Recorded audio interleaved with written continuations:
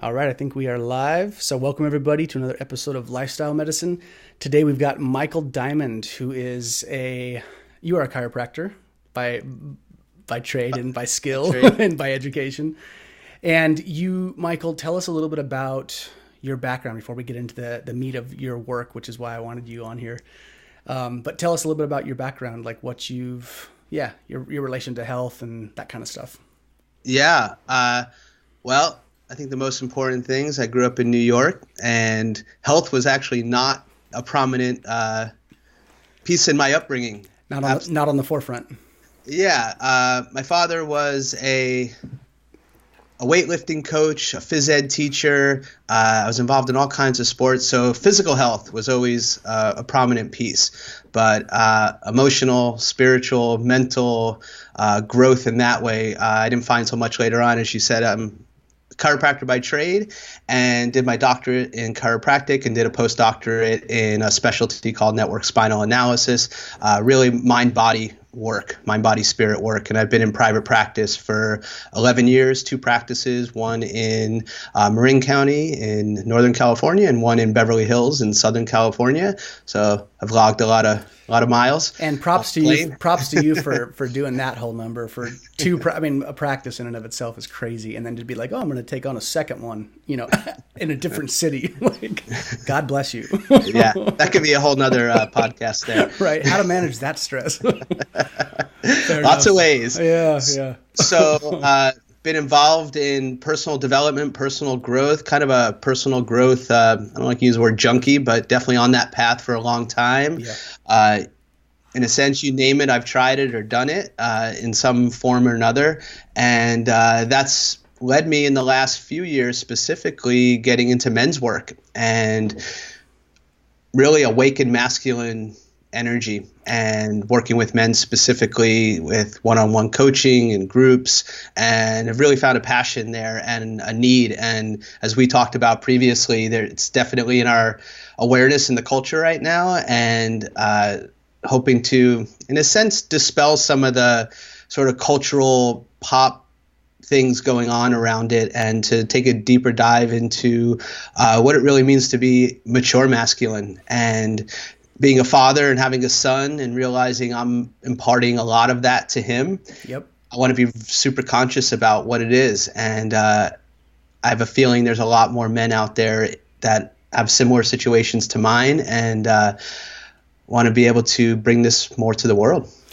Yeah, fair enough, man. And that was a thread. Well, and just to give context to this, I've known Michael, God, how many years? I mean, since I'm 37, I think I met you when I was 24. Maybe. Yeah. It was a while back. So Michael is married to Nani Leah Diamond, and her sister Amber I used to date years back, and that's how Michael and I originally met. So I've known you, man, for quite some years now, and I've seen you. I think what was interesting about your work, and when you reached out to me and were like, this whole thing about getting you on the podcast, watching you, I guess, evolve as a man from that time till now, there's a pretty sizable shift. Like, it's pretty noticeable, and it's been good. It's not like, oh, Michael's tanking here. It's like, yeah, your game has been stepped up for sure, which I really appreciate. And you always had a good heart. You're always you're a genuinely nice person, which I think is fundamentally, important in this kind of work, to not be an asshole. So it doesn't help business too much. No, it doesn't at all. So what was interesting, though, I think when we started talking about this was there is a need. I mean, I think we talked about this in the call prior, last week, which was just about, just the dynamics of what's happening in the world, what we would call the shitty behavior, that comes out of things that we see in our culture. The Weinstein stuff, there's so much happening. And at the same time, and we talked about this, and I want to hear your overall take and approach to this, but yeah, men feeling a little under attack, but then also there's a real acknowledgement of there needs to be some healing in the masculine culture because things aren't going particularly well nowadays. There's definitely some stuff afoot that needs work. So I think your work is needed. And I think that was a big piece of, I thought you were a good profile too. I thought here's a good guy wanting to do men's work and help men navigate this scene, because men are a little lost. There's definitely a learning curve of things that need to improve, things that need to be healed and things that need to be learned. It's kind of where we are right now. So with your work, Michael, I guess was the impetus from this just seeing what's happening in the culture? Was that kind of just the push, or was it your own personal experience as a father? Like, what was the thing that actually lit the fire under your ass and got you moving? Yeah, I'll answer that in a second. But one thing you said, things aren't going well for men, and I would offer the opposite and say it's going really well.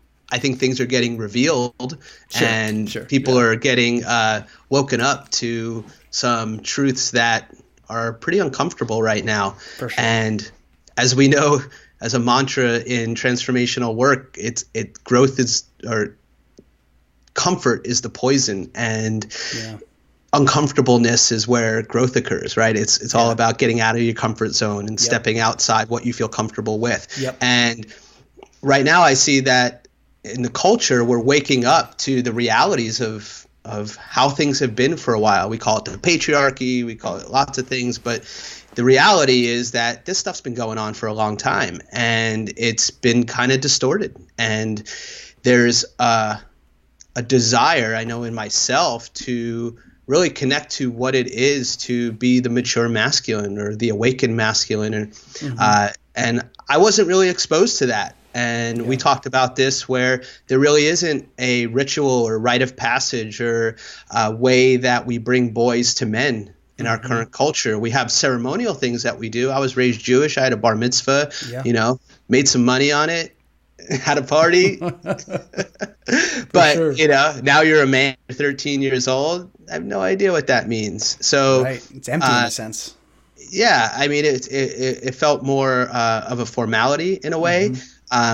It was beautiful, and had to learn a lot to be able to do that. But still, that's one example, and it didn't carry the weight that, and I didn't even know what to expect from it, and it wasn't shown to me in that way. So I feel like for men, there's a lot of kind of back work that we need to do to kind of catch ourselves up to what's really relevant for the culture. But really, it's our children, right? We always say the children are our future. And being a father, it's like nothing is going to step up your game than someone modeling what you do. And it brings into sharp focus what we're doing, how we're doing it. A mentor of mine said they're going to listen to 10% of what you say and do 90% of what you do. So we can say all the right things, but they're modeling. They're in this place, and not just from us, but from the other men, the other people they interact with in the culture. So what I have really accepted the assignment of is becoming a father. I've become a father to all the children out there and all the boys out there. And we must exhibit ourselves in a way that shows them what it really means to be a man and to be the masculine energy. And those are two separate things that, we explored before. We can talk about later. So as I said before, I've been involved in personal growth and transformational work for a long time. And what I found over the years taking care of people, interestingly enough, most of the people that enter into this are women. And women tend to take care of themselves better in this regard. Very true. There's sort of a badge of honor for a man to take on pain and suffering, especially in the Jewish culture. I mean, it's kind of our mantra is we'll just suffer for a while. Right. So, or forever. Forever.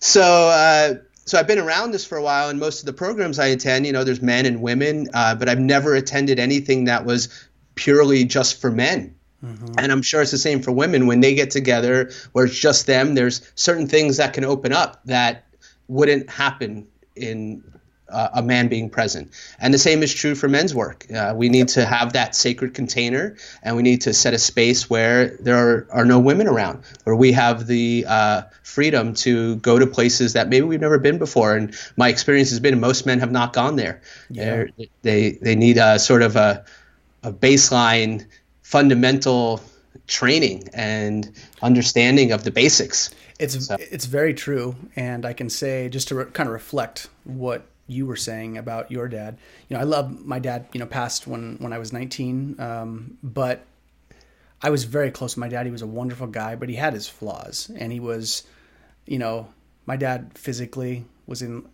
he was a Mexican kid in, Southern California town, back in the 50s and 60s, and he was picked on a lot. He was in like 50 or 60 fist fights in his life. I mean, it was kind of crazy, and he hated being bullied. But so he was very physically, like very much willing to confront, but like, for lack of a better term, like emotionally crippled. Really didn't have any capacity to dive into his patterning, his bullshit, the things that didn't serve him. And so I was left with, and he was the type of guy who, he died at 51. He was 44 before his parents told him they loved him. Like, they'd said the words out loud that he could remember. And so here's a guy who didn't feel loved and was very promiscuous through most of his incredibly promiscuous, like 500-600, just ridiculous numbers. And it always left him kind of empty, so I remember growing up and thinking, like, I knew kind of about my dad's past, and I thought, is that what I'm supposed to do? Is that, is that the mark I'm supposed to leave? And that created a lot of conflict for a lot of years, because, like you said, the modeling of that, and, the paradox in that was that my parents were so damn loving and supportive towards me. I never even had that urge to go that route. Like, I felt so full, more or less. So I think I think you're right. I think there's some very real, I think I kind of got out lucky in a sense, like, yeah, I've got my challenges, but for the most part, my dad was fundamentally a very good guy and gave me some very great tools. But a lot of guys don't get that. They do get lost. And then, like you said, there's this relearning of things that they have to go through to kind of get to a base level, to where people aren't hurt, and basic emotional intelligence, in a sense, that because it does get it gets lost. Yeah, I think, so I'm agreeing with you. I think the work is needed for sure. Yeah. And I want to be careful that we don't make one right and one wrong. Sure. So hearing your story about your dad, I had a very opposite experience in my upbringing.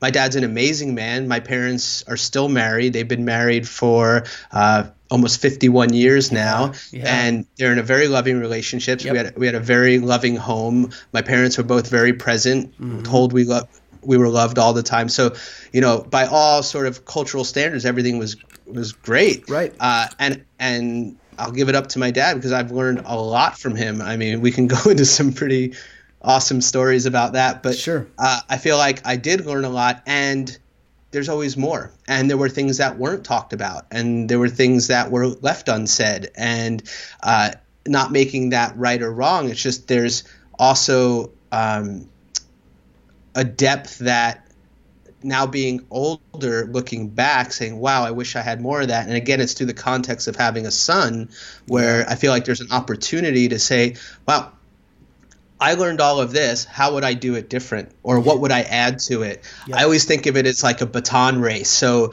his father taught him everything that he could have taught him or didn't, and gave him the baton and said, now you take it as far as you're going to take it. And he did the best he could with what he had at the time, different times in the culture too. Right. I mean, I just recently found out my dad, he grew up in a depression in New York, and their generation was called the silent generation. And I just think it's so apropos, right? Wow. Before the baby boomers. And, so he did what he knew how to do. And he's given the baton to me, and I'm taking it further. And now I want to make sure my son is taking it even further.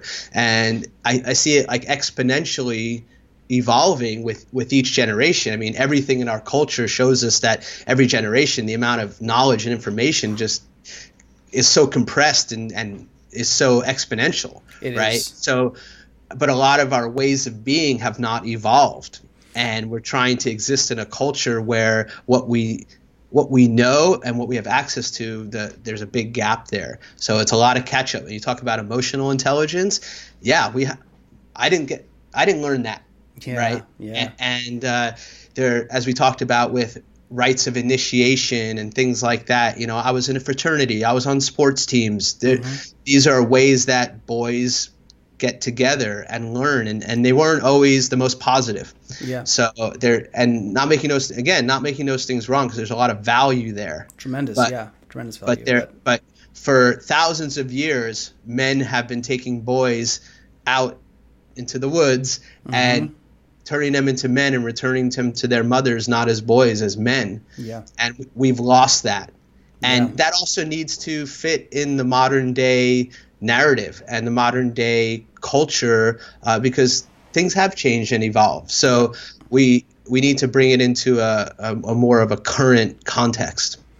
I agree, and there's a couple threads there that I like what you're talking about, and that I agree with. That for one, the advancement of technology. If we kind of break it down into technology and what I would call spirituality or emotionality, whatever you want it to be, but that the inner terrain of a human being, right? The experiential process of processing of life and living. Technology is getting so accelerated and it's so exponentially fast that we can't keep up. It's almost like technology pulls us away from our emotional center, in a sense. There's so much distraction and overwhelm in that context that it's just incredibly difficult to get back into tap dead center within. That's not the easiest thing nowadays. And then the piece that you were saying about the tremendous value, or the value of like not calling it right or wrong, right, but taking boys out and having these rites of passage and initiation, so incredibly important. And I think when there's not that foundational generational structure in place anymore, like you said, it is quite lost. And that restructuring in modern times, I mean, that's a challenge too, because it's almost, the way I always think about it, it's like American culture is such an amalgamation of so many different things coming together.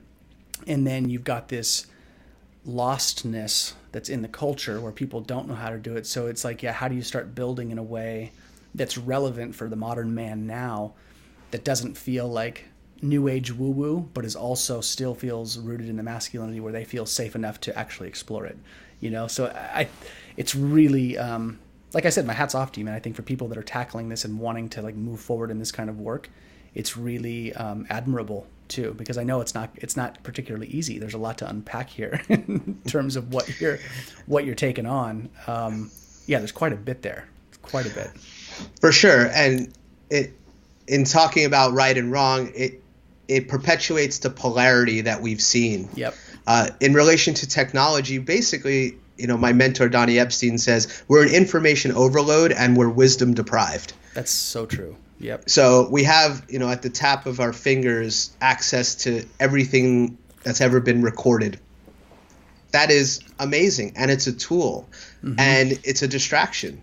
And it takes us away from presence. Yep. And I think I was just on a call with a client, and obviously talking about relationship, and I said I'm going to give you the end at the beginning, and if we can keep this in our focus, then we'll be successful here. And I said it comes down to presence. Yep. And if we could be present with whatever it is and really sit in the fire a little bit, and that's I think what we're seeing in the culture right now. Yep.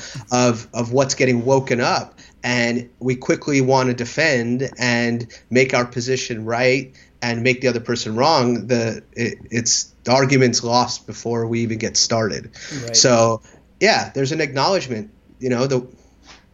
I'll just say it. The world's a fucked up place in a lot of ways. It is. And there's pretty. It's not pretty. And there's a lot of things that are going on that need to get addressed. And it can feel very, very overwhelming. But when I see a man transform, I know that's one more man on the planet that's being a protector, that's being a provider, that's showing up the way that it needs to show up. Right. And if we're all doing that, that has an exponential reach. And it matters, to that man's family, that matters. Yeah. That's one less father ignoring his child. That's one less father hitting his spouse. That's one less father just taking his own life.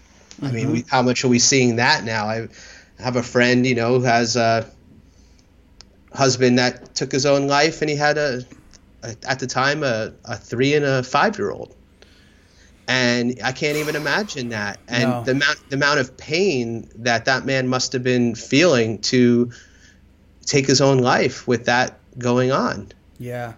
And to see that as a viable option, right? It really puts things in perspective to think that you're willing to leave children behind because you're in so much pain. Right. That's heavy. And the thing about it is, and you hear this classically, like, he seemed fine. Yep. He was the most loving guy. I would have never have thought it was him. because men aren't taught to express that stuff. And we don't know how, actually. It's not that we don't want to, we don't have the fundamental skill sets in how to express. The only viable emotions men were taught was, anger. Yeah. Right? And we need to learn, and I think this is where we need to learn from the feminine, because they have much more of a connection to a wider bandwidth of emotion, is that it's okay to express that, and it's just energy and motion, and we need to move that. I mean, the purpose of emotion is to radically shift our physiology for making change. Correct. I mean, when we look at really what the fundamental purpose in our body of emotion is. Yeah. And when we don't move that energy, and I'm sure you can give a perspective through the Chinese medicine philosophy and perspective, is that when energy gets stuck in the system, it's going to wreak havoc in lots of different ways. So we need to learn how to move that energy. So in the context of like men's work and being in a group environment, we are able to do that, to have men supporting one another in a way where we need to be able to break down and be on the puddle on the floor crying, or to get the rage out, and it doesn't need to make sense, right? Yeah. So often, especially men, we're wired to be a little more logical, and it's like emotion's not going to make sense. We're not going to understand it, right? So we need to be able to just move that energy. Yeah. And whether it's through martial arts, like I know you practice, or it's through sports. But I also feel it needs to be a little more unstructured and a little more primal. Yeah. And I think men in our culture have gotten away from their wild man that's been locked up, or they never even knew it was there, and really connect to that primal energy in a safe way, in a way where it's not going to come out distorted, where you're just walking into a store, someone looks at you the wrong way and you start jumping on them. Totally. Right? We got to move that. Yeah, absolutely. And there's a term I like to use because it's been a prevalent theme in my life for many years. And I would love to say it's not mine. I read it somewhere or someone said it to me, but it always stayed with me. And I wish I could give credit to that source, but it was controlled extremes for men. And the controlled extremes, I think, are so incredibly important, right? And there's never a one size fits all, but right for the vast majority of men, I would say that the controlled extremes piece is very real, and I can tell you from my own personal experience. And this was the paradox, right? This was the contradictory thing.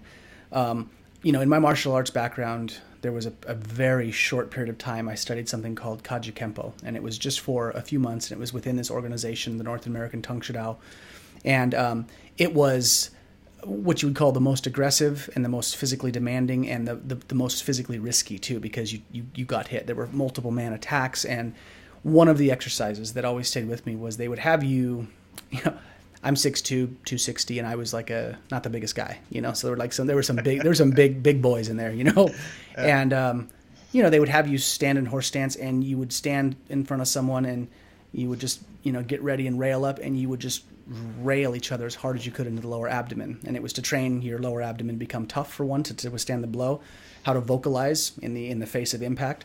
And also too, I think there was just the spiritual kind of side of it, was just to like course the raw energy that men have. There was like a two-sided coin to it. And I remember going through that, and there was so much judgment from some people who were like, oh, that's just a violent practice, right? It's just so violent that you're willing to like hit each other, And I thought, yeah, fully, like, yes, you could totally look at it that way.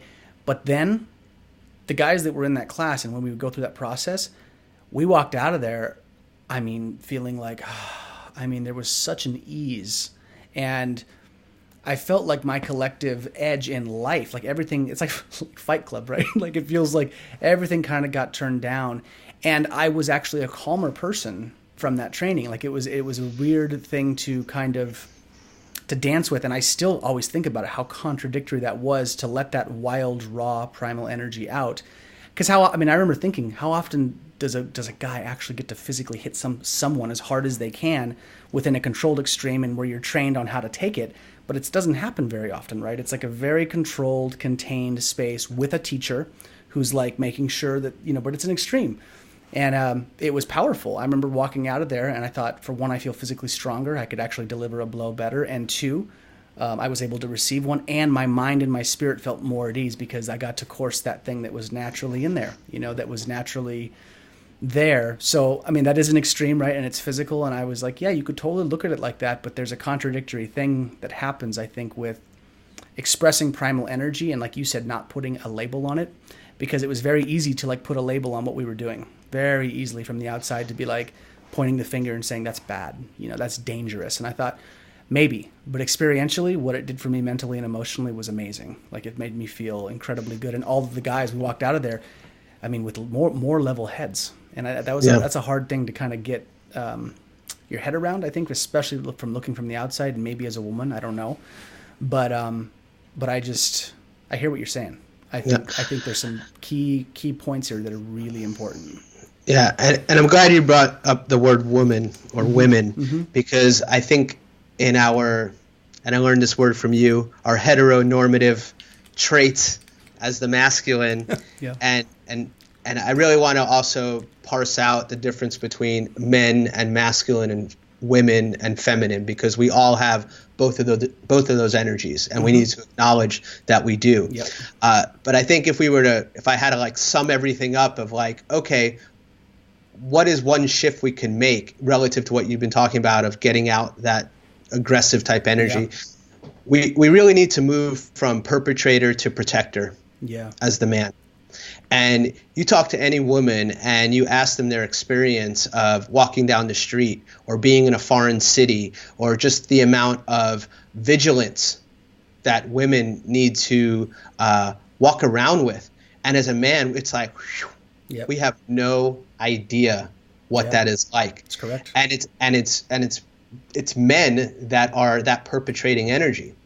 So if we learn, especially from a young age, that one of our main roles is to be the protector of the feminine, where they can feel safe walking down the street, where they feel like there's this container around them, and they have a sixth sense about this. Oh yeah. I mean, women walk down the street, there's someone behind them, they don't even see the hair on the back of their neck stands up. They just know this is not safe, get out of there.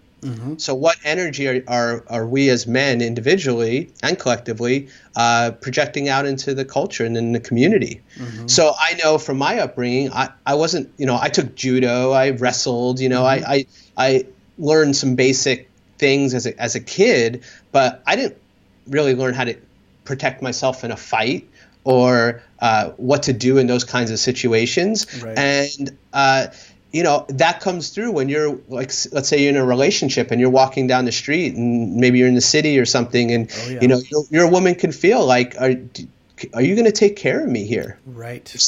If the shit goes down, what are you going to do? Yeah. What's up? Yeah. So I remember a few years ago training Krav Maga for a whole year. I remember talking to you about that. Yeah. Yeah. Which is like the antithesis of martial arts. I remember the first day they were like, so this is not martial arts, and everything that would get you disqualified in martial arts is what we're going to teach you how to do, right? Right. So, I mean, there was obviously, physical components that were I think in the distinction you're making is that there wasn't that like the traditional archetypal attachment of like honor, discipline, integrity, where they're like, this is how you like mess somebody up, and like how you really take someone out in a fight, and it's no holds barred. Yeah.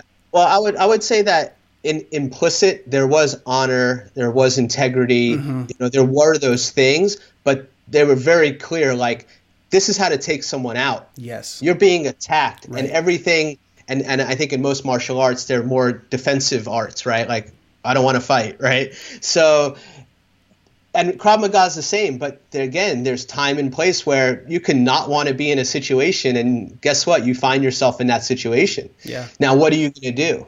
Do you have the skill sets to be able to save your own life, to protect the life that's around you?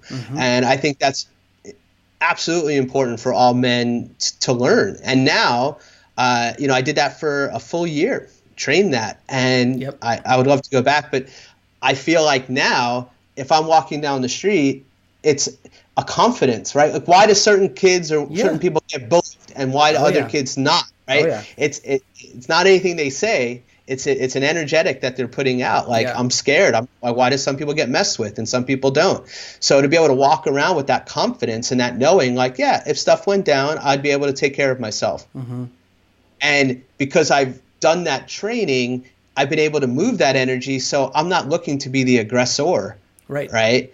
And it's most of the time that people have that pent up energy where they're needing a way to get it out. I mean, road rage is like kind of the classic case where it's not about someone cutting you off. It's not about it's someone they're pissed off. Yeah. And they need to get it out. And guess what? You became the receiver of that energy. Yeah, right? Absolutely. You do have to course it. You have to circulate it. You have to move it.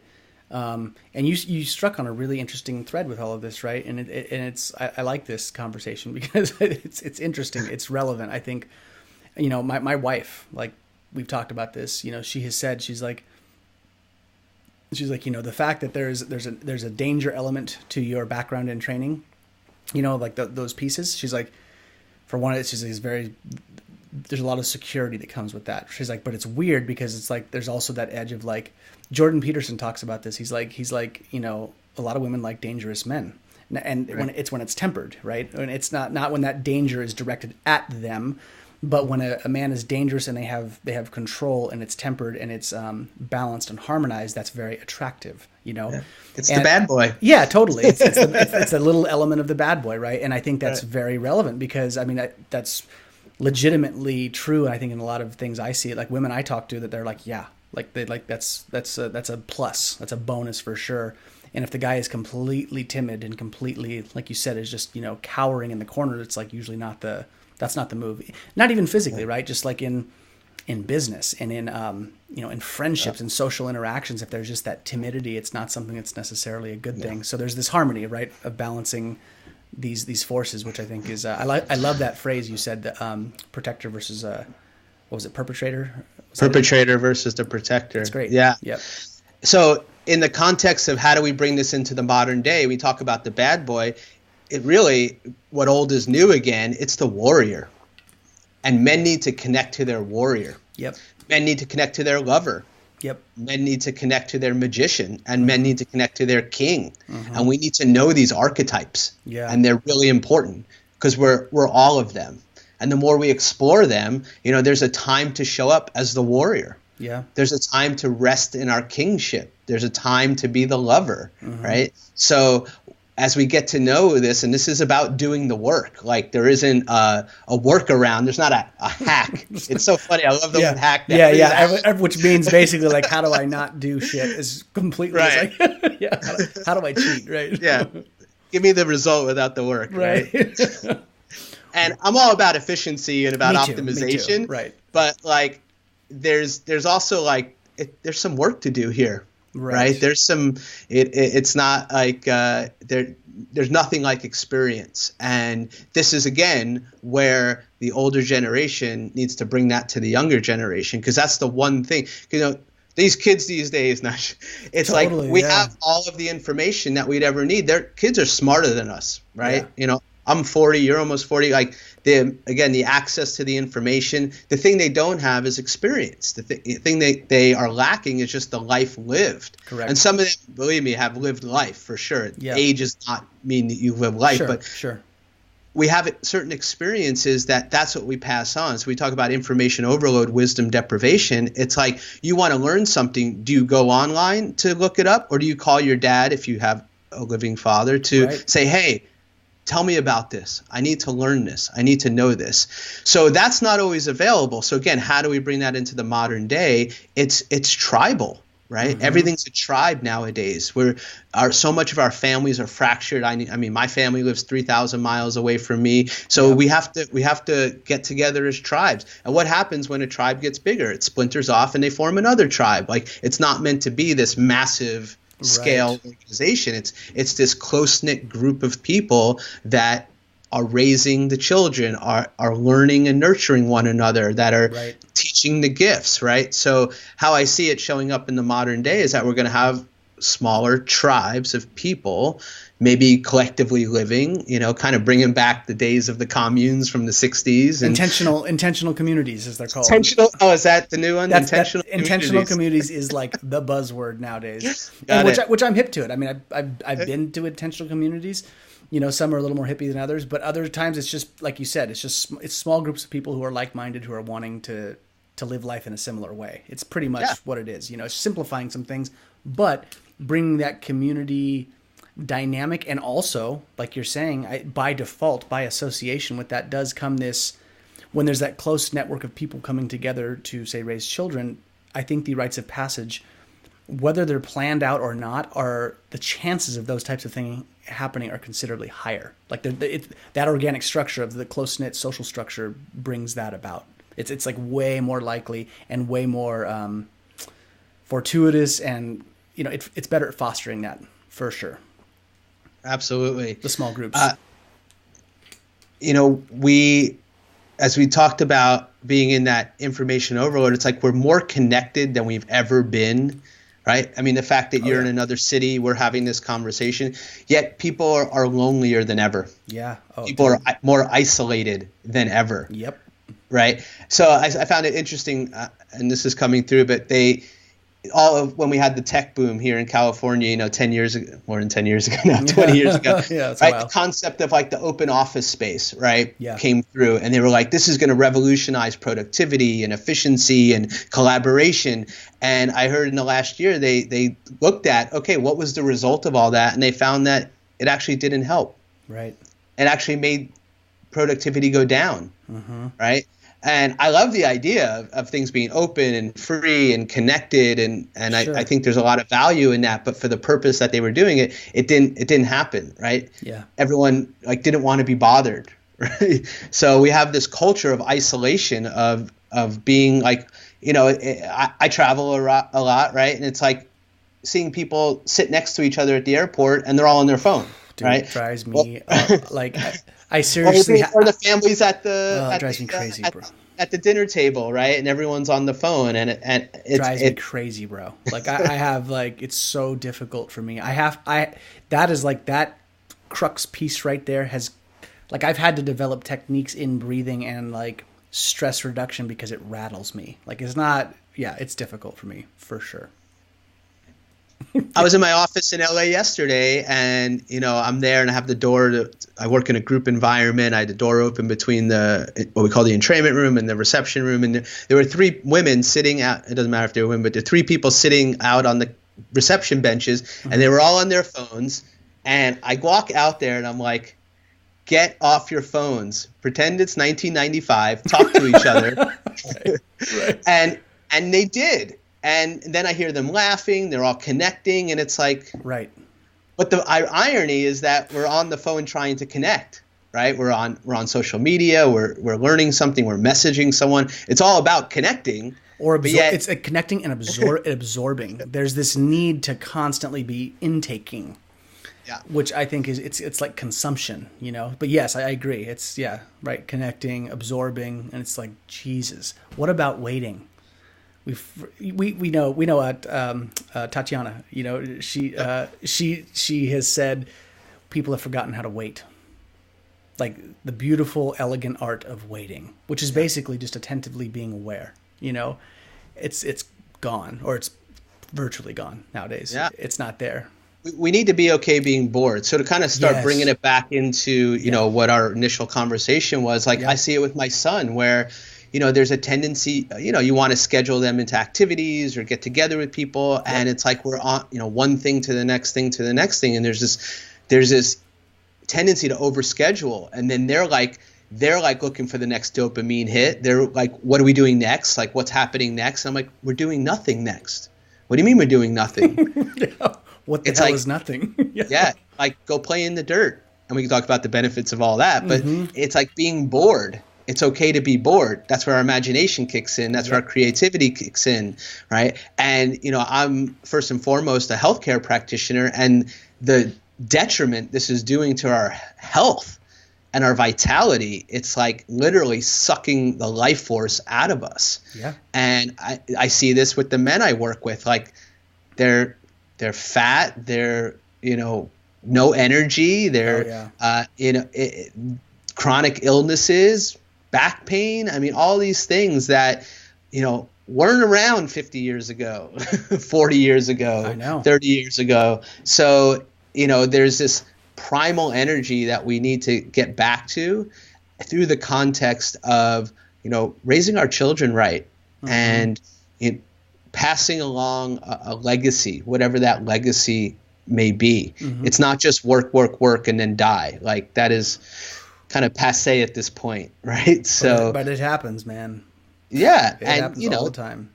There's a lot of pressure on men and women. But, we're specifically talking about men here. I mean, there's a lot of pressure, and we talk about suicide, things like that. Men are under a lot of pressure, and we internalize that pressure. And we know when we internalize pressure and it builds up, that's, again, what we've been talking about and the detriment that has.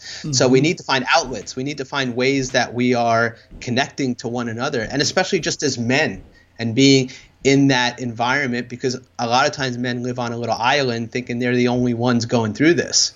And when we get around each other, we realize, like, so I sit in some men's circles, and we have this thing that we do when a man is sharing, and it's something relevant to, hey, I acknowledge you, or hey, I have that same experience. We raise our hand, just not to interrupt, but just to add, like, hey, I agree, or I've had that experience. And it's invariably all the time, it's like, we're all going through the same stuff. And, but even just in the witnessing of that, there's transformation and healing that occurs. And I think we need to bring that more into what you call the heteronormative behaviors. Which I can't stand that phrase, by the way. But but I did share it with you. I thought you were really into it. No, I'm not into it at all. But it's only because in the context of how it's used nowadays, it's from like the hyper-liberal left, where it's like the things that are normally masculine, like my Kaji Kempo experience of punching men in the gut and loving it and feeling good about it, is like just the devil energy of the patriarchy ruining the world. So that's the way it's typically used. And I'm like, come on, bro. Like, no, please. Like, no, please. But yes, the normative stuff that happens. Yeah. So anyway. So I think we need to bring into the culture that it's okay for men to sit in circle. I mean, women have been sitting in circles for millennia, right? Men need to sit in these types of environments where there is witnessing going on, there is expression, there is working through things, doing the work. So that's what I'm hoping to bring more into the modern day. Yeah. And that's gonna, and then from a tribal sense, having these circles all around the country or all around the world, I mean, this would really take care of a lot. Yes. As far as some of the challenges that we've been talking about. And what do you think, and I'm asking this because we obviously travel in different circles, and like where my platform is directed and what you're doing, right? There's different social circles that we bump elbows with. And so I know there are guys listening to this who are like straight up, and they're on the defensive because of where the culture is. And some men are feeling attacked, regardless of whether that's right or wrong. There's a lot of men that feel under attack right now. And so when men are like, they hear this and they're like, I don't need fixing. I'm good. I raise my kids well. There's that defensive wall of like, I'm doing the right things. I'm taking care of my wife. I'm raising my kid. I'm not catcalling women. I'm not doing these things that everyone says I'm doing. How do you address that? I guess, and maybe you haven't come across it, but how do you kind of like see yourself dealing with that? Because if this goes large, I mean, I know just from the men I've talked to, that's a piece. Like that's a wound that men are carrying right now too. And I'd be lying if I said I don't carry some of that. Or I'm like, what? I feel men have been demonized in recent times because of some very poor behavior of definitely some men. But then all men get categorized as like, you all need work, you all need fixing. So how do you, just that sensitivity and that terrain of navigating that with men, how do you think about that? How do you how do you move through that terrain? A few ways. First of all, to the men out there that are doing their work, showing up, providing for their family, all the things that you said, bravo. Yeah. Keep it up. Yep. Keep doing that. We need more of that on the planet. Yeah. And in that same vein, there's always work to be done. There's always layers of depth. I mean, that's what I've learned the proverbial layers of the onion. We all have things that we've gone through that I agree. Yeah. need to get addressed. And specifically, I've seen this in a lot of the men's work I've done, where these are good men for the most part. Yeah. When you get a group of men together, 30, 40 men, like, these are good men. Yeah. And then when you get underneath and you actually go into like that descent and look what's underneath, every single one of them has a wound. Oh, yeah. Every single one of them has something. And this is the thing. We may not think like, well, my dad didn't hit me. I wasn't abused, and that's an extreme form of violence or perpetration and, ways that it can show up. But it doesn't have to be that serious either, right? Or it could be that the pressure to perform or to get good grades this is the thing. When you start delving into this world or going into that sort of, as I said, descent and exploring what's going on down there, it's amazing what comes out. Yeah. Like, holy shit, I didn't realize that's the story I've been telling myself for 40 years of my life. I didn't realize that was the pattern that was set up. So let's just get this out there. 90% of our life is unconscious, and these are the patterns that we've learned in the first 7 years of life. Yeah. So we're living out these unconscious patterns, whether we like to think of it or not. Dude, just as a side segue to that comment, I'm 37. On my 30th birthday, we're in Mount Shasta with a bunch of my buddies, my closest friends, and my mom, and they make this slideshow. And I'm watching the slideshow, and there's all these pictures of me when I'm 0 to 7, say 0 to 6. And as I'm looking at the pictures, I'm realizing I don't remember any of that. Like the pictures, I'm like, wow, there's me doing this thing. Oh, there's me in a little toy crib doing this thing. Oh, there's me climbing in a tree. There's me. And I remember distinctly, like the light bulb went off where I thought, I'm looking at my subconscious. I'm looking at the stuff I literally don't remember, but that as my little brain was a sponge and I was just soaking up the world, I'm looking at it. And it was kind of cool because as I was looking at the pictures, I was very happy. It was just, there was so much love and joy and all these cool things. Yeah. But I thought, I felt blessed and lucky. And two, I thought, God, that's true for everybody. Like that stuff we can't remember, it's in there, right? Yeah. That's like the deep neural connection of the brain and how we start to operate through life. So it's relevant to acknowledge that, right? No one gets out unscathed.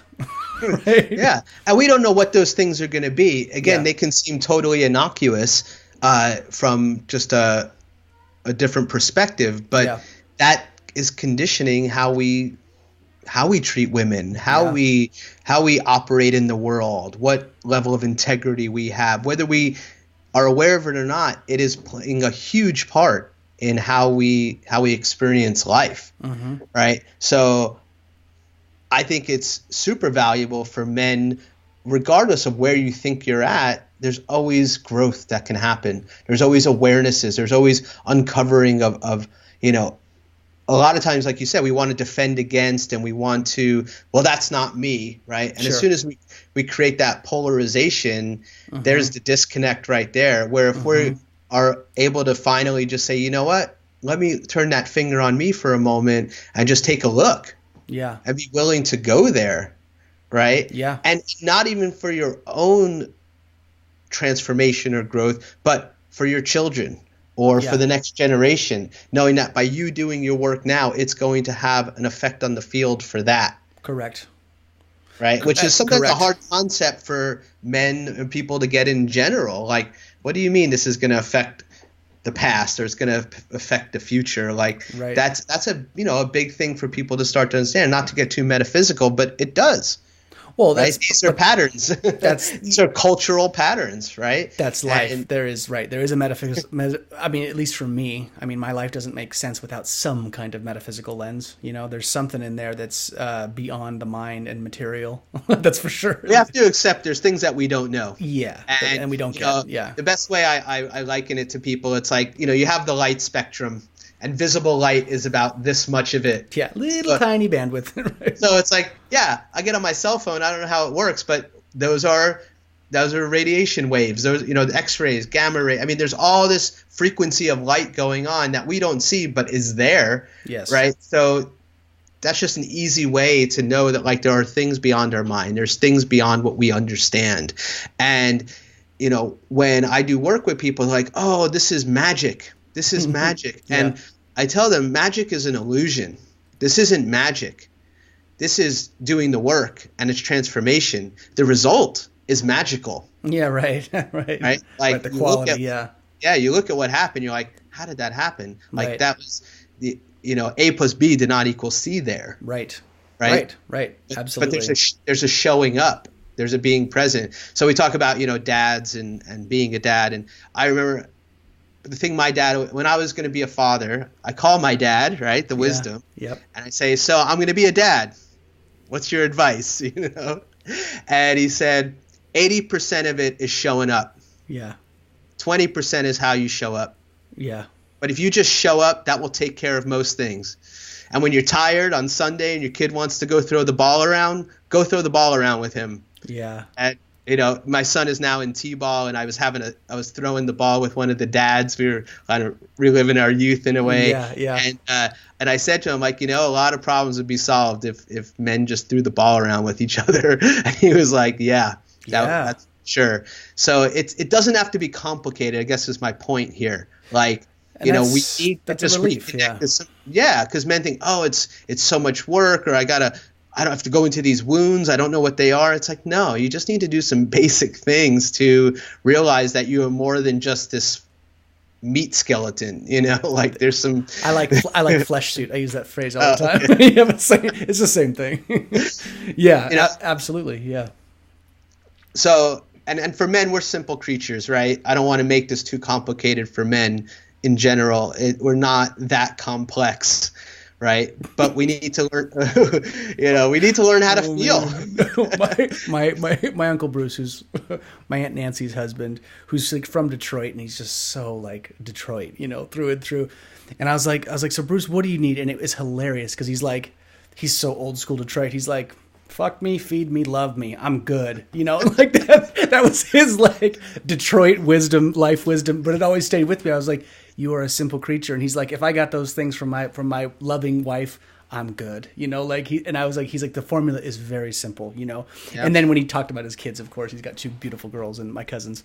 And, but yeah, I think that simplicity is a load off, man, because I think that's a thread that I would lead with as you continue this work, because I think that's a big thing that men are like already overwhelmed, feeling the need to provide, to do all these things. There's definitely like, oh God, now I got to go to personal therapy and I got to look at myself and I've got to unearth every Freudian thing about my mom. And people are just like, they're terrified. It's like, I don't want to do that. I don't want to look at all this crap. I don't want to do all this work.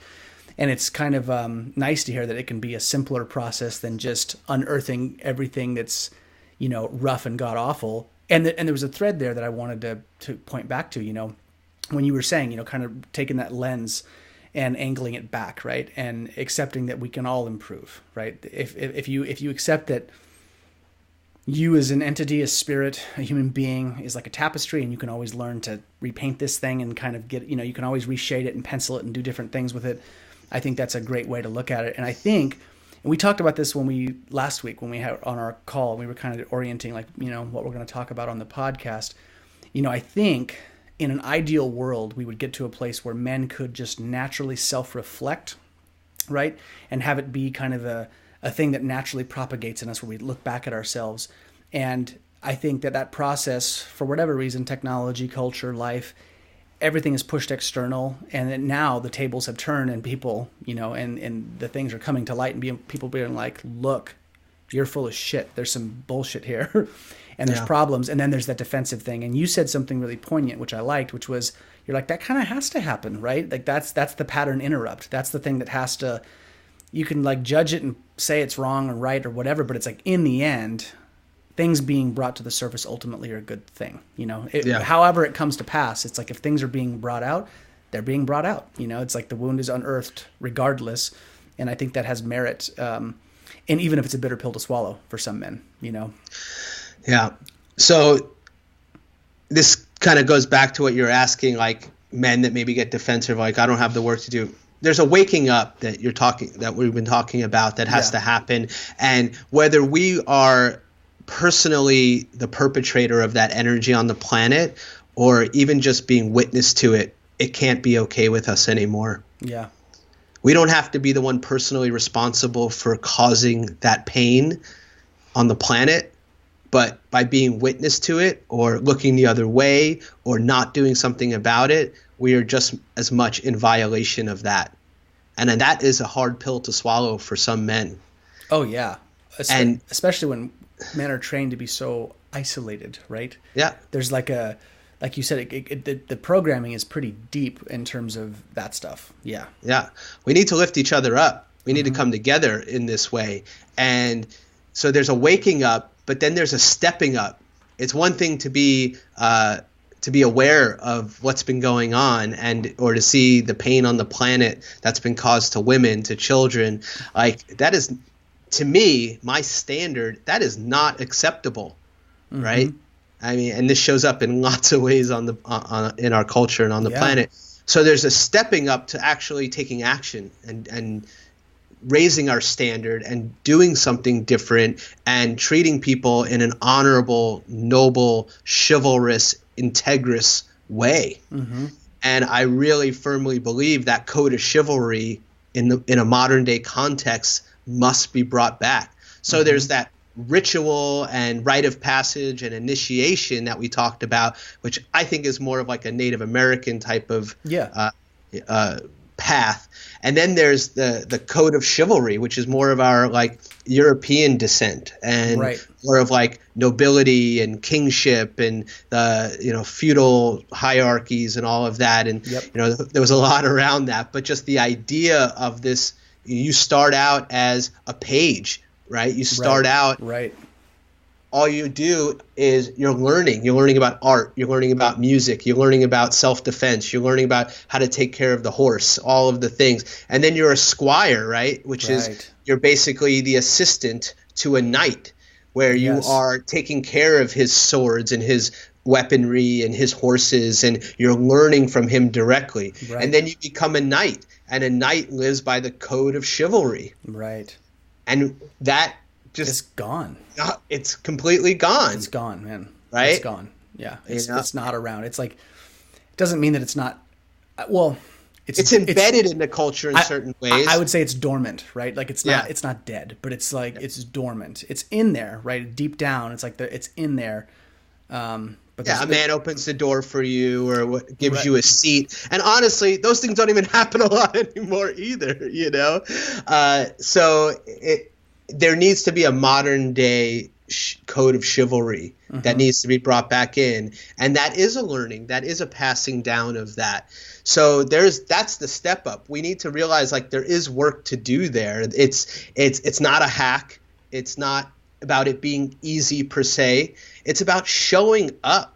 So Mike, I got to ask one question here, because I have these funny things that pop through my head as you're talking, because I'm like, that's funny. There's some humor here because, okay, just as a side thing. And in the end, I know this doesn't really matter to your platform in the larger sense, because you're going to move forward and like help men. Okay. So like, I get it. But like a couple years ago, I opened a door for a woman, just being like, opening the door straight up, like no agenda, and she's like, you think I need that door held open for me?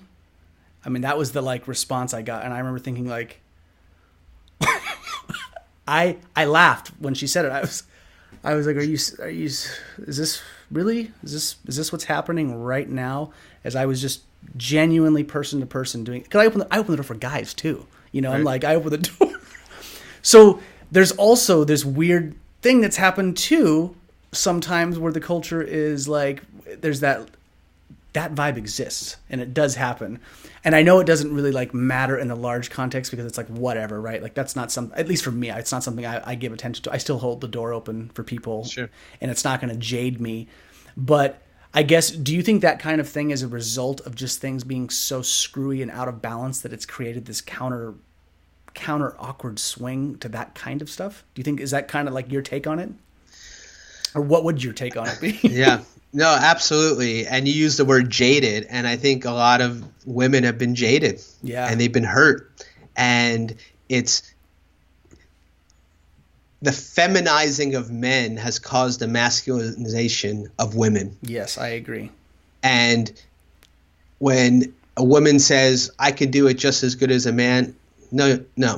You could probably do it better than a man in a lot of ways, right? That doesn't mean it's to be done. Right. So in your example of the woman saying, do you think I need that done for me? Yeah, I would be like, no, but it's my desire to do it. Yeah. You think that's going to change her perspective on it? I don't know.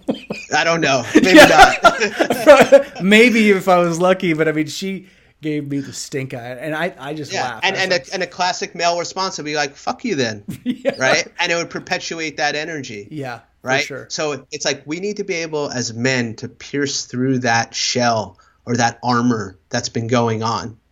Yeah. That's what I see as being really important here. Yeah. Is that we need to pierce through the layers and layers of protection that have been going on. And again, bring it back into the context of health, because you're a lifestyle man and your health. It's like, how many diseases are women expressing now because of this hardening that's happened, because of like having to show up in a way like, I mean, man, my hat's off to women, mothers, and how they show up in the world and the sacrifice that they will endure to make sure innately that everyone is taken care of. Yeah. I see it in my practices all the time where it's like they give, they get shitted on, and they're left with nothing, literally and figuratively. Mm-hmm. And this is what I'm saying about waking up. It's like, we can't be okay with that. Yeah. Whether we personally caused it or not. Like, if we personally caused it, you better wake up and take some new actions. Yeah. But if you're not doing it, then that tells me you have some energy to give over here. Yeah. You have some energy to transform this on the planet. And here's the third piece of it, is that when we do that, then we get to sit in our kingship. Mm-hmm. We get to sit in our legacy. We get to receive the gifts of acting and showing up in the world in this way. Mm-hmm. Because it is about us each being in our king, our sovereign king, and about women being in their sovereign queen. And everyone knows it's the king and queen because everyone brings their gifts. Everyone wants to show up. Everyone wants to show you what they can do for you, because you've shown up for them. Mm-hmm. Right? You've led them in this way. And leading means going first. Yeah. Means being transparent. It's being humble. It's having integrity. Right. And I just realized I was thinking about the word integrity the other day, and I realized embedded in the word integrity is grit. Integrity, and we need to have more grit. Men are soft. We've gotten soft. Right? Dude, I like, man, my preference collectively, especially nowadays, right? I like gritty guys. You know, like the guys that I intentionally choose to be around are gritty. It doesn't mean they're assholes, you know, or like dominating types, but I like the grit type for sure, man. It's a choice, you know. It's like I appreciate that. It's an admirable trait, and I think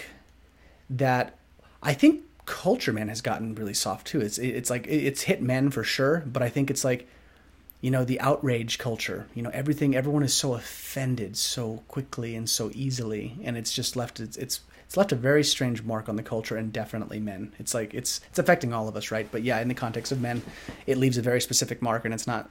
I don't think it's a good thing. Yeah, it's not. You need resiliency. You know, like resiliency is a really important trait. It's really important. I heard someone describe it this way. It's like nowadays nothing surprises us, but we're offended by everything. Yes. Good God. So we need to like rein it in a little bit. We need to get some grit back in there. We need to learn about chopping wood and carrying water and getting back to some real. I always tell my team in the office too. It's like, always go back to the fundamentals. You know, we all want like this really fancy growth, and we use all this soft language and everything, and it's like we need to get back to some basics. Like, be a good human being. I love George Carlin. I love comedy, and he has this whole bit about the commandments and going through them and basically realizing he's trying to get all the commandments down to like one, and eventually it's like, don't be an asshole. Like right, straight up.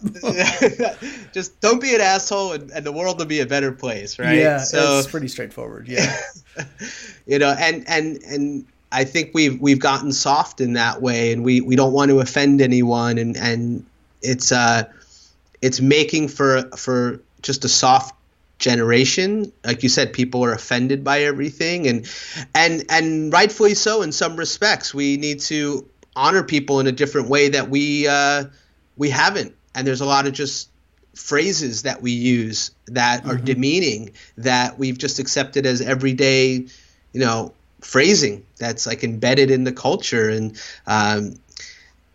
what's got your panties in a waist, and all of these things that we don't think about, like, oh, that's pretty demeaning to women, like what, that's not good.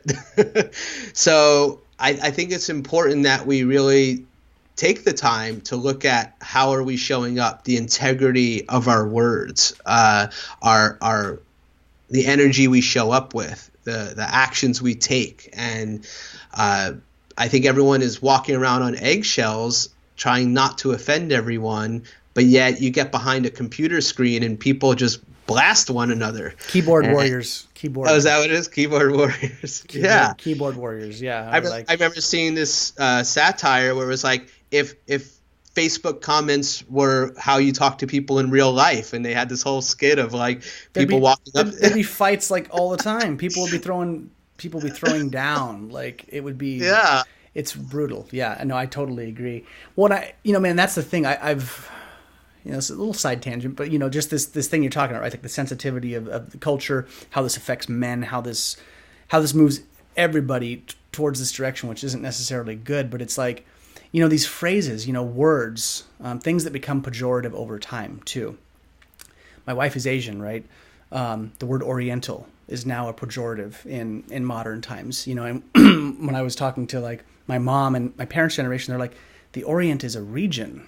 To say Oriental meant like from the Orient, but now it's this pejorative word, and and it's usually the intent behind a word, right? It's how we use it. Sure. And I think that's the energetic piece that I think people forget, right? I don't drop the N word, but like when black comedians use it, right? It's the intent behind how they use it in that context with when they're using it. Sometimes it's funny, sometimes it's abrasive. And I think that's the thing that like is sort of lost in all of this too. Like don't get your panties in a bunch, right? Like it's funny you bring that up. I've talked to my mom about that phrase and a few others. My mom's a wordsmith, and I am too. Like we're always like, we're an English writing family type. And I love your mother, by the way. Yeah, isn't she great? Yeah, she's the best, man. Shout out to mom. But she said, she's like, Gray. She's like, a lot of these things were also when roles were more defined.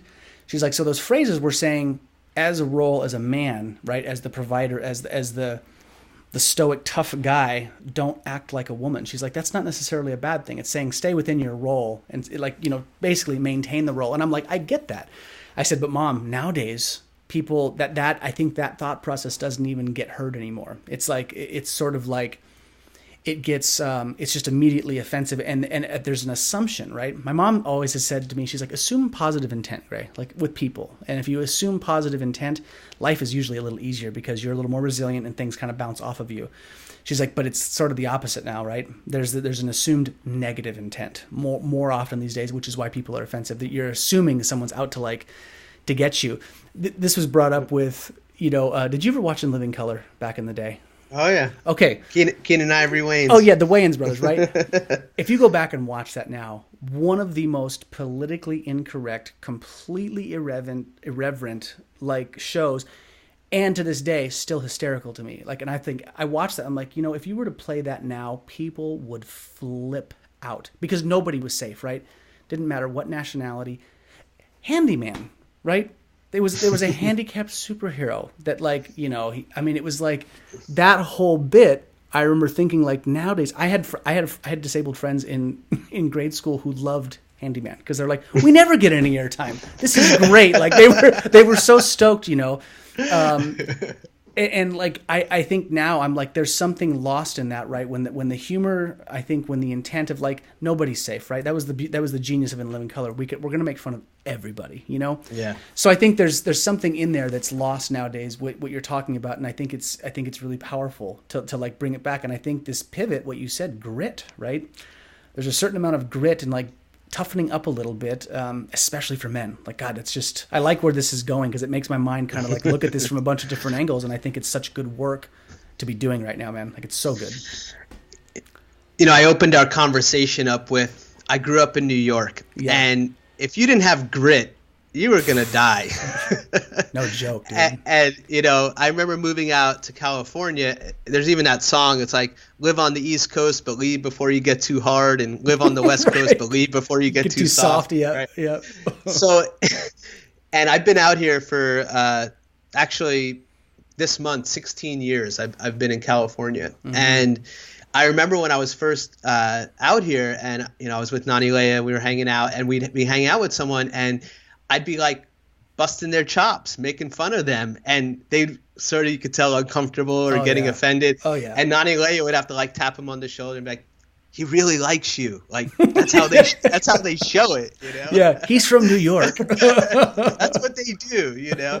And I've definitely noticed how I've had to temper that and just being out here, I think, by nature and honoring people and all of that. But like you said, it's the positive intent. It's right. We've lost that intelligence, that emotional intelligence to be able to read that. And some of that is just we haven't learned it. Some of it is because of technology. We you know, you read an email and I could read it one way, right. You can read it another way, and we can't. You know, okay, we have emojis now. Okay, that helps a little bit, but much, like right? we've lost the art of perception of how to read the situation, how to body language, right? How to read energy, how to just again with women, like if they're safe or not. Like we've that has been lost. Like we need to reconnect to like our vitalistic self, right? Yeah. Our primal self, our emotional self, our soul self, our spiritual self. The one thing we've overused is our mind. I mean, we've just been in this like very strong mind energy. I mean, from watching the news to being on social media to just everything is data or metrics or there's no depth there anymore. It makes you sick. I mean, it makes you literally sick. I mean, this is a thread I use in my platform. I use with my clients, and I use it with friends, people I talk to. But it was one of the coolest ideas that came out of Chinese medicine. Right. In the end, when I came out with Chinese medicine, I'm like, there are probably like 3 to 5 core theorems that I sort of apply and use because they're simple, they're foundational, and they're applicable. Right. You can plug them into anybody. And one of the things they talk about are these 3 centers in the body, right? Like when you from Network, right? The it's called SRI, the 3 breathing centers. Yeah. It's like belly, diaphragm, and then up high, right? There's like 3 spots you put on. So Chinese medicine talks the vagus nerve. Yeah. Extension. Yes. So I remember doing that exercise when I was in Network years back, but Chinese talked about this, right? The lower gut, your gravitational center, your instinctual response, the gut response, right? Your physical gravitational center, right? They call it the hara in Japanese. Then you've got the middle center, right, which is like the heart and lungs, the area, the diaphragm, right? And this is like where breath and vitality is taken in, and it's also where emotion circulates, sort of. And then you have the upper, they call it dantians, 3 dantians. The upper one is like the mental field, right? This is the lighthouse, the beam of light that is the most immaterial, but it's the taskmaster. It does all these things.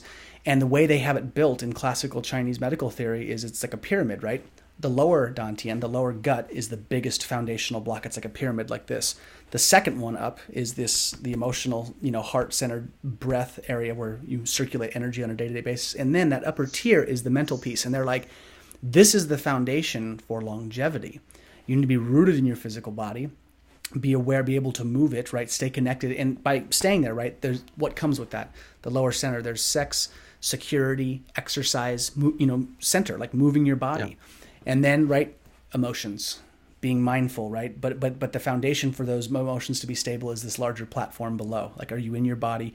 And the top one, and what they're seeing, and what I kind of like theorize and contend is that like that pyramid's upside down now. Like we are all mental bandwidth, the middle area, I guess, is kind of the same in the body, and this root to ourselves is kind of lost, and people are sick. People are kind of like whacked out and crazy, and people are super sensitive because there's no root in just, metaphorically, no root. Like if someone throws a verbal toss at you and you're like, oh, you just flip out. It's like, you could probably relax, if you're rooted in your center as a person, it's not going to be as destabilizing, We need bandwidth. Yeah, exactly. Yeah. Exactly. And there's a lot of cross-reference to what you're talking about in lots of, different perspectives. And, in the healing models I've been trained in, we have that life force intelligence you're talking about, the emotional intelligence, our mind. And then I would say in your example, it's like the soul and the spirit. Yeah, the spirit's above that. Right. Correct. Right. Yep. So, and here's the thing, we need integration of all those. Right. And we've culturally rewarded certain ones. Like we reward the mind in the culture. Big time. Right. So, and they're all just lines of development. When we were single cell organisms, we were all life force. That's all it was. That's all there was. Right. And then when those organisms came together to form fish and then form amphibians and animals, then we had an emotional intelligence. Right. And then when we developed to be human beings, we developed the mind. And then an evolution of humans, now we have this soul and we have this spirit. That's what really makes us I don't want to say unique, because I think animals have souls and spirits as well. But as humans, like we're an integrated whole of all this. We're a holarchy of this. Yes. And it's been flipped. Some of them have been completely ignored. Like there's no integration of this. And for someone like you and me, we've spent a lot of our life studying this. So we've been very fortunate, but we don't have that. Again, we don't have these things being taught to us in the culture. We don't have, this isn't what's being taught in school. This is what parents are passing down to their children. This isn't the prevalent wisdom that, and this hits on a lot of other kinds of subjects, but the culture is not interested in your well-being. It's interested in you remaining quiet and sick, and we profit off of you being quiet and sick. Don't say too much and just be ill so we can feed you some medicine. Like, that might rub some people the wrong way. No. I mean, it's sad but true. Take your pills and be quiet. Right? It's just it's very much the status quo, and it's it's not a sustainable model. That's for sure. Oh no, and that's the thing. It's crumbling right now. Yeah. So when you cut the head off a dragon, that tail is going to whip for a little while. Yeah. And we're seeing the whip happen. And that whip is the dragon trying to stay alive. Yeah. Right? So, and that shows up as tyranny. It shows up as oppression. It shows up as control. Yep. And we're seeing that in subtler and not so subtle, but subtler and subtler ways, where we've given up our freedoms, we've given up our privacy, all at the expense of expediency and efficiency. I saw you post recently, just getting on a little tangent, but it's okay, around like 5G and the implications of that. Why? So we can watch movies faster? Yeah, it's so that kids are just getting sicker and sicker. It's like, finally, when are we going to wake up and say, this is not okay? Yeah, right. Right. At what point? Right. At what point do you delineate and draw the wait a minute, hold on.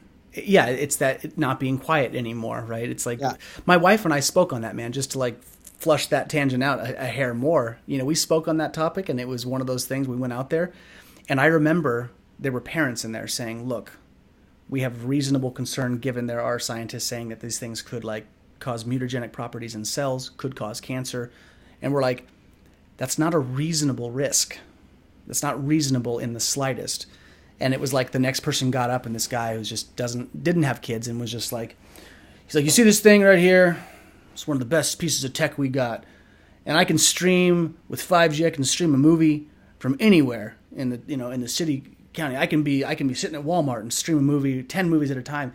And it was like, you just saw the dichotomy of there are people up here talking about children's safety, and you're talking about the speed of movies. You know what I mean? This is where people have gotten, but there's a weird, it's weird, man. It's very strange. It's very weird. I don't know what to make of it. So here's the thing.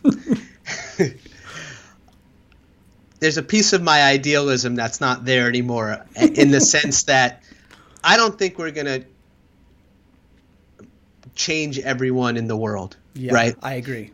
And here's the thing. We don't need to. Yeah. We just need to hit a tipping point. We need to connect to the people that are conscious and help them become more conscious. Yeah. And as that hits a tipping point, it will have an effect on everyone. There are people, their line of development is where it is, and that's not moving. That guy, he wants to stream his movie. That's just, c'est la vie. There's no hope for him. Yeah. Yeah. Enjoy your Battlestar Galactica. We're going to go over here and do this thing. I remember learning from a chiropractor, Arnaud Bernier. He was this French chiropractor, amazing man. And he was one of my first chiropractic mentors. And I remember watching a video actually of him. And he was in a room sharing the vitalistic philosophy and about innate intelligence. Really beautiful. Yeah. And it was to a room full of chiropractors he was teaching it to. And he shares all of this stuff. And this guy raises his hand and said, "This is all really great. And this is beautiful." And so what happens when you share this with someone and they just either don't get it, they're like, "No, thank you," or whatever. Right. It's like, but you really know they need to get it. And he's like, 4 letters, NEXT, next. Yeah, next. Move on. It's not about trying to convince someone of something they're not ready to change or accept. It's find the ones that they're on that path. Yeah.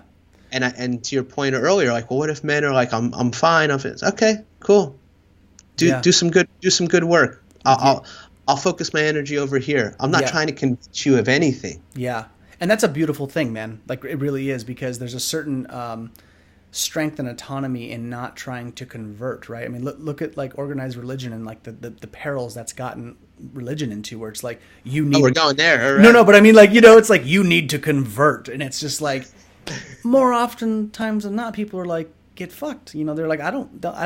Like, people will get very, if you're that pushy, but if you're also saying like, I'm going to do this thing. If you think there's room for improvement, check it out.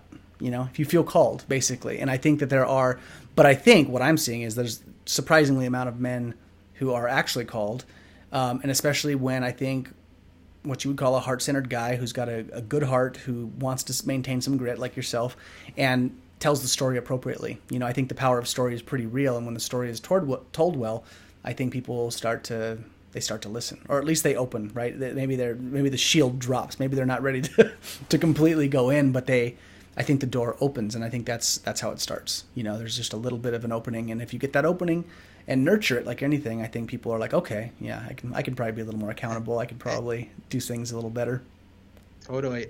And again, there just hasn't been the context for this. Yeah. And creating programs like this, or working with men one-on-one, or having groups, whatever it is, like, it just didn't exist before. Mm-hmm. Right. So as we're doing this work, like, it's just gonna happen. People are gonna get turned on. I mean, what people are doing for their personal growth and health now compared to 20, 30, 40, 50 years ago, it's completely changed. Yeah, it's different. Right. Yeah. Ironically, most of the men that get referred to me by their girlfriends or wives. Fix him. Basically, yeah, they're like, he needs your help, because they're not going to reach out for themselves. They're not going to say, I could really be more present with my wife and, be showing up for the world in a much more powerful way. Very true. And I mean, and there are men saying that, and thankfully there are those men. I don't want to be on this lone island. I mean, this is a lot more pervasive than I think we realize. But it's the women who are feeling this that are saying, you need help. Mm-hmm. Right? Like, that's the synergy between the feminine and the masculine, that the man will just beat his head against the wall till it breaks, and the woman's like, well, maybe we should get a tool for this, or maybe there's a way we can, maybe there's a workaround, right? Maybe there's a hack here. right. Maybe this is where hacks are needed. Well, I got a question slightly outside of this. I mean, it relates to what you're doing, but it's curious. It's more about the rite of passage piece. So, some of my platform, I talk about, the psychedelic use, and it, from the therapeutic relevance standpoint. I'm a big fan of MAPS, the psychedelic studies group that's doing the stuff to work on various different psychotropic drugs or substances to help people process their things. Now, in these rites of passages in traditional cultures, a lot of them, not all, but a lot of them had the use of psychedelics, where, and sometimes they weren't even necessarily fully psychedelic. Like, I don't know if you caught the second episode of my podcast, the one about combo medicine, the frog secretion. I did not. I heard the one about the psilocybin, but I know about combo a little bit. You've heard about it, yeah. So like that's one, it's not psychedelic, right? But it's still a very gnarly, vigorous process of puking and sweating and sometimes defecating. But these substances, sounds good. Yeah, right. I have a kid. I don't need that. right. Yeah. But they've had this, basically the indigenous medicines, right, have had a hand in these rites of passage in the past. And just like, what are your thoughts? I mean, about that in the context of olden traditions, right? Some did, some didn't, but the use of entheogens and psychedelics as a way to, I don't know, further support this process. Just what are your thoughts on it? Not that I'm saying, Michael, push this into your platform. I'm just it's more of a general inquiry, like your take on it. Yeah. Well, I've done LSD at Grateful Dead concerts, so rites of passage have definitely been experienced there. Right. I think there's a time and a place for everything, and I think that psychedelics can be, they've been demonized and villainized in our culture, for sure. But they're powerful medicines, like any medicine.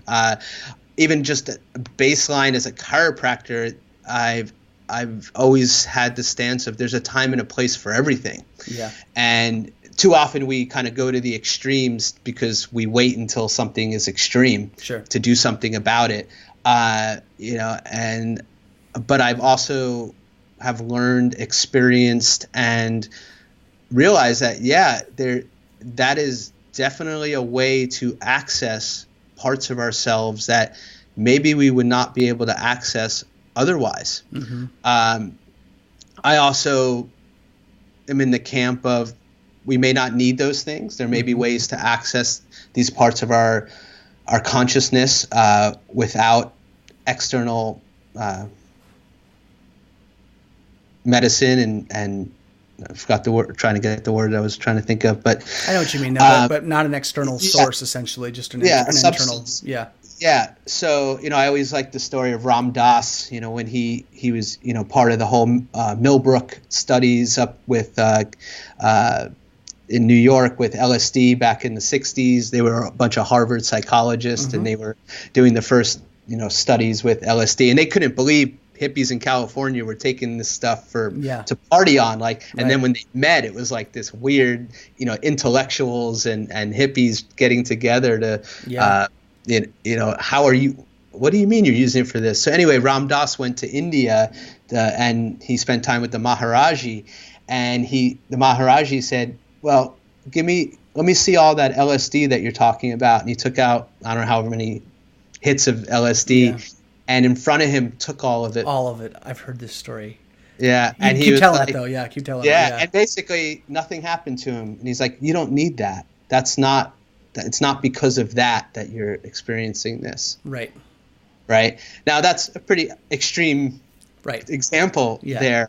Someone who's pretty evolved too. Yeah. Yeah. So is there value there? Absolutely. Yeah. I think that, there's some really deep wounding that people have experienced, whether it be through PTSD because of war or, really extreme situations. And I also think for exploration and people to get in touch with parts of themselves that, right now the buzz is ayahuasca and plant medicine and going on these journeys. And I'm glad I'm a little past that in my life. I don't feel the call to do any of that. But I think the fact that people are wanting to go to new frontiers in their awareness and their consciousness, and these be tools for them to do that, and it's done in a sacred, safe, honoring way, I think there is a lot of value in that. And I'm glad to see that it's becoming more kind of normal in the culture for it's more accepted. It's not as taboo as it was. Right. Is great. And some of these substances they've been around for millennia. They've been around forever, right? Time, so long time. And so I think if things are done in a sacred way and there's guides, I think that's hugely important.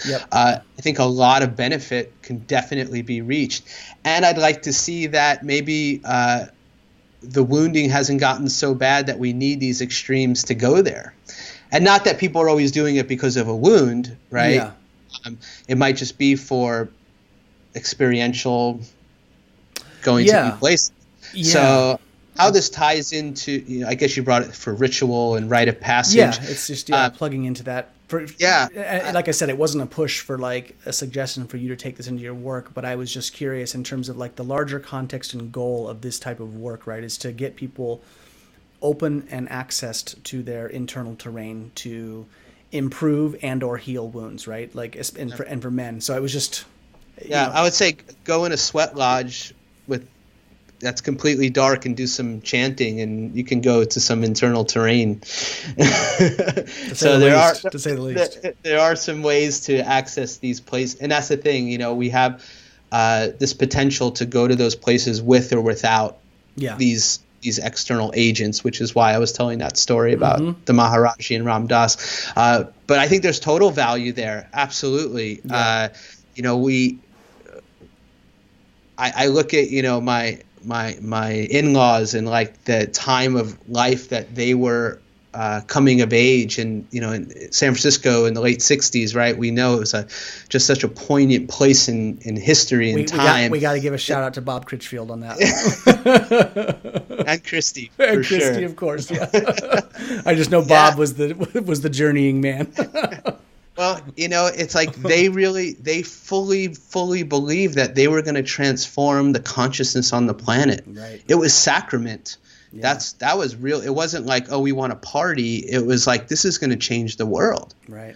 I remember watching these videos of like the British Army in the 40s where they were doing these experiments with LSD, and because they thought it could be used as a tool in warfare to like basically subdue the enemy, right? And you see these videos, you should go on YouTube. It's pretty hilarious. And you see these soldiers on LSD, and they're just laughing. They're like stumbling over one another. And it's like, you take these people that are like, they're being trained to kill. Right. And then now they're just like, we're all one. Everything's great. Why are we doing this? Why are we doing it? Yeah. So if it has that potential and power, I'm like, more power to it. Right. Well, I think what's nice about life in general, right, in the context of this conversation, that there are many paths to the top of the mountain, and most of them aren't wrong. There are definitely some that are going to hurt people, and those should be avoided, I think. But collectively, right, it's like if you've got a spectrum of you accessing people in this way and men are showing up in that way, it's beautiful. And if there's a demographic that are like maybe the Battlestar Galactica guy who's like 5G and like I need it, and that's maybe he takes an ayahuasca journey and the door opens, right? And maybe it wouldn't be something that they need. But I think it's just always kind of like in the larger context, right, of like the bigger mission of just getting people, helping people. There's so many different ways to like open the self, and open up the stuff inside of us. And but like I said, everyone's fulfilling their part and their role, which is pretty cool, which is what you're doing, which is why I think it's so, it's great, man. It's really good work. Well, Michael, as we wrap up here, are there any other key threads that you want to touch on that you feel like are really relevant that we didn't get to, or things that you would like to, say or reiterate?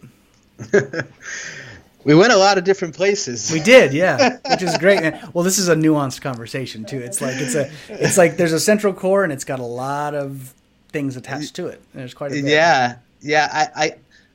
I would say, just bringing it back to the context of like the bigger purpose of our call, and specifically around the culture of men and what it means to have this mature masculine on the planet, and to really get that we're at a pivotal moment in history and in time right now, and so much, as we talked about, is getting brought to the surface and is being woken up, and it's really our duty as men to step up in this way and do the work that's necessary.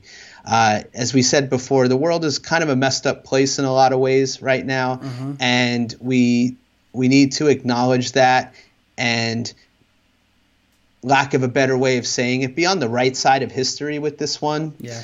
You know, and do right by what our children need and our children's children, and not to get too prophetic, but no, I agree though, man. It's pretty simple. You know, yeah. we're gonna be gone at some point, yeah. and our children will be here, ideally, yeah. and their children. Mm-hmm. And if us showing up in a new way can make a difference for that, then it's worth it. Yeah. And we need to do that. And it's not about being comfortable all the time. yeah. It's quite the opposite. Quite the opposite. Yeah. And really leave that legacy and sit in that throne, enjoy the fruits of your labor. Yeah. You know, again, we're on to the next thing so much that it's like be in joy, mm-hmm. like enjoy the process. Although we've been using the word work a lot, like do the work and all of that, like don't make it work. Yeah. You know, make it like this is your mission. Mm-hmm. This is your vision. You know, this is and I think men can use a mission. Yeah. They you know, we are that's like our nature as men is we need to be purpose driven. Mm-hmm. When a man loses his purpose, he's dead. Yeah. So I agree. It's very, very true. Well, the last piece to this, Michael, is if you've heard of the elevator speech, right? Like at some point in your life when people have talked about like, what's your elevator speech for what you do? You know? Oh boy. So if you were to like, you know, in the smallest nutshell, trimming all the fat, if you were to like put, you know, the shortest elevator speech in place, and I hate to put you on the spot, I love it. But if you were to say like what you're doing with this men's work, you know, in the tiniest little nutshell, how would you describe it? We're igniting the king. Yeah. I like it. Igniting the king. That's, KIN, KNIG. Right. We're igniting the king. Yeah. Beautiful, man. Well, great.